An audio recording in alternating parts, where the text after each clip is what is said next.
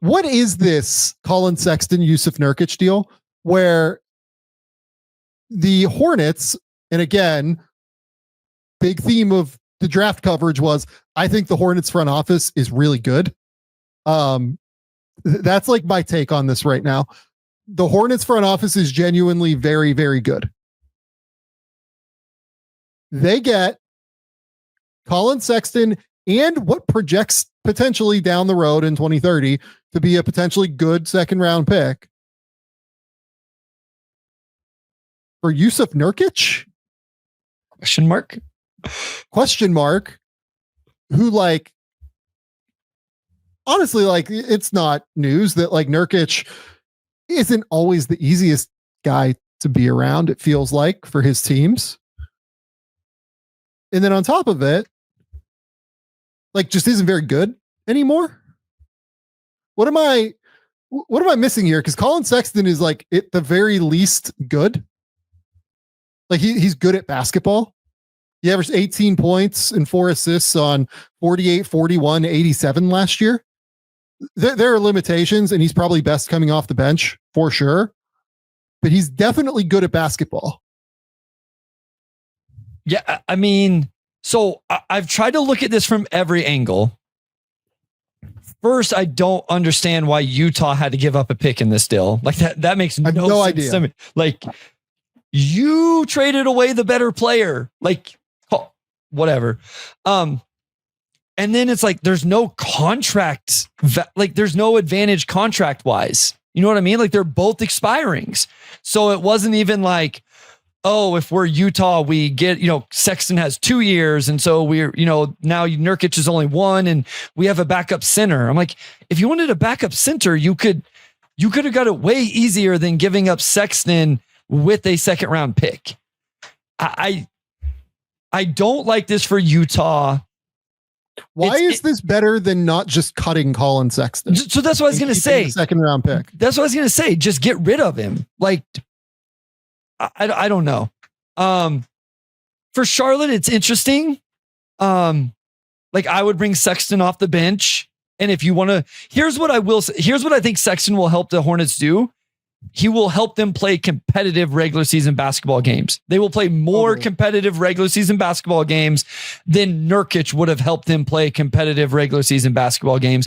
And I think that's important for the evaluation of Brandon Miller, Con Knipple, Liam McNeely, LaMelo Ball. Now they got to figure out their center situation. Like I just said that Nurkic wasn't going to help you win games. He may have in Charlotte because they don't have a whole lot else. They got to figure this out in terms of if they want to play competitive games, they need a real starting center. But I don't mind this flyer for them. You got a second round pick and Sexton. Like, maybe he's really good. Maybe you find something here. Maybe he loves being your third guard and you sign him to a longer term deal this offseason that's manageable. Here's the thing that I feel confident in for sure, right? Collin Sexton is definitely going to be tradable at the deadline this year, right? Yeah. Like, if a team, is dealing with injuries and needs another ball handler in the same way that Dennis Schroeder was like tradable deadline and turned into a pretty useful player for the Detroit Pistons down the stretch, Collin Sexton's going to be tradable for like a second round pick or two. You know what I mean? Yeah. And there are limitations. Like, we don't want to overrate what Collin Sexton is. He's very small. That's smart. He's super aggressive and like tries really hard on defense, but he doesn't cover ground super quickly. I don't love his off-ball defense. And then the ball can stick. We'll go with that. The ball can stick in his hands a little bit. But yeah, man, like this is one where I'm like, okay, what is Utah cooking up? Because why would you feel like you need to go get a center is kind of my question when that guy's making the same amount of money. Why do you feel like you need to go out and get a center so much that you're willing to give up a pick for including a much better player in the deal to go get Nurkic? Like, this makes me think like, okay, what are we doing with Walker Kessler here? Just point blank. That was my immediate reaction do they have something cooking with Kessler? Yeah. I guess, I mean, the easy answer here is also like that backcourt was just going to get crowded, right? I mean, they added Walter Clayton. So like, I'm okay with them. I want to be clear. I'm okay with them moving Collin Sexton. Totally. I actually would encourage it. I just don't feel like this is the right value in terms of a center that I don't necessarily love and having to trade out the second with it. If I was going to have to give up value to get off of Collin Sexton, I would just keep him. Like I fine. I guess if nobody values him around the league, I'll just keep him. It just seemed like weird value for him.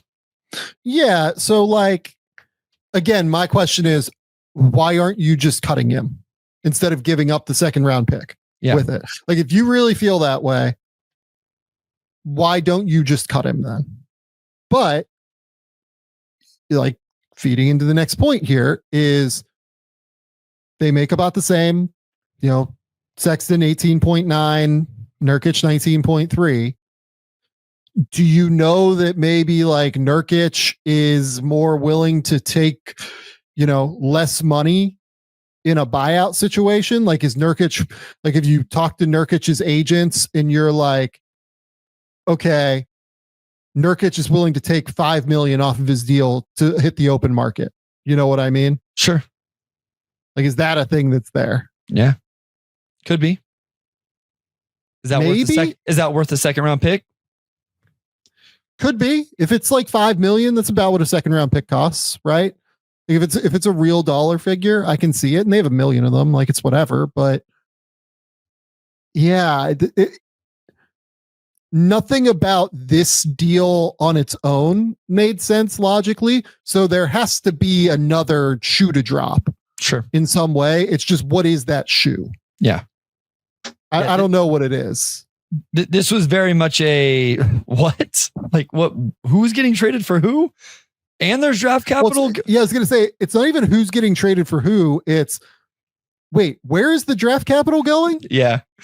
Who's getting the draft capital? I would have bet a lot of money it was going to Utah. Like, I would have bet. And then I may have questioned, like, Charlotte, do you really need to be trading draft capital to bring in Sexton? Like, as much as I like it. Well, let's talk about that real quick in terms of what Collin is for them, right? Nurkic is either a backup center or he's like not on the team for Utah. It's whatever. But I would imagine that like Charlotte really wants Sexton and thinks he's like somewhat useful, right? Because he's a good basketball player, limited, but a pretty good basketball player who can score and can at the very least run a second unit. Honestly, I'm wondering if he starts for them. And if they go LaMelo, Sexton, Brandon Miller, bring Con off the bench to start. That's kind of interesting. Sure. And then like maybe you pool one of LaMelo and Collin early to run the second unit. Maybe you pool Collin after 4 minutes, you bring in Con, right? And then you pull LaMelo at like the 2 minute mark remaining in the first quarter, and you bring back Sexton, and that's the guy who's running your second unit. That's kind of that's a cool thing to me that works. I noticed you stopped at the 4-man whenever you were doing the starting lineup and didn't round that thing out with the center yet. I mean, it's going to be Miles Bridges, and it's going to be, whatever they do at center. I know. Another team that could do Day'Ron Sharp, another team that could do Ayton, like whatever you want to do. Right. Yep. No, but yeah, at this value, I love it. Absolutely love it. I think he makes a lot of sense. And again, maybe there ends up being a role here that they like and it becomes a longer term thing. Worst case scenario is you got a second round pick and nothing. But I think most like you mentioned earlier, maybe you get another second. Like you almost could end up netting 2 seconds for Jusuf Nurkic, which is good. And you already netted a first rounder by taking him from Phoenix. I was going to say that. Yeah. So good business to your point, right? No, seriously. I think the Charlotte front office is very good at this. Like, I want to be like, I'm not saying that I think they're like no longer a bad front office. I actually think the Charlotte front office is a good front office now. They are doing everything right in terms of accumulating draft capital, in terms of getting picks, making sure that you handle assets in the right way. And more than anything, what I think they do really well is they time it really well. They seem to understand when a guy is not going to get more value than what he is going to get on the market and decide, all right, let's do this. Right. Yeah. And to be clear, if we were doing our superlatives tonight and you ask me some of my favorite team drafts, I liked what Charlotte did. I liked their draft, Sam. I liked all 4 picks, to be quite honest with you. And I thought all 4 were pretty good value. Yeah. The only thing that like I disagree with this front office so far and what they've done is the Miles Bridges deal. I think it was super gross to re-sign him, frankly. But everything since then, I think they've kind of just nailed it. They've done what you're supposed to do as a rebuilding team. You accumulate assets. You move Terry Rozier for a good first round pick. You are willing to take on the Nurkic deal. You double dip on Phoenix, by the way. You pick the sucker at the poker table and you go, okay, we're going to get 3 second round picks for Nick Richards. And then we're going to go back to Phoenix and we're going to get a first round pick to take on the Nurkic deal. Right? Like that was super smart, I thought. And then you look at this, like they've done super well. Like all of this tracks to me. I think they've done very smart work with this across the board. Yep. Yeah. And then the draft, like you said, go get winners. Go get like real winning basketball players like Con Cadepo, Liam McNeely, Sion James, Brian Kalkbrenner. All those dudes. Kalkbrenner, like real defender who at the very least has potential to shoot as a big. That's a winning basketball player. Sion James, great defender, unbelievable character from everything I've been told about his character. Like great human being, home run. Con and Liam are like 2 of the most competitive dudes you will find in terms of like trying to be great and willing to do what it takes like for the team in order for the team to be great. I think super smart. I think I am a big fan of this front office now in Charlotte. Yep. Out as soon as they get rid of Miles Bridges. Yeah. I will say that. Once that's done, I will feel better about what their front office has done.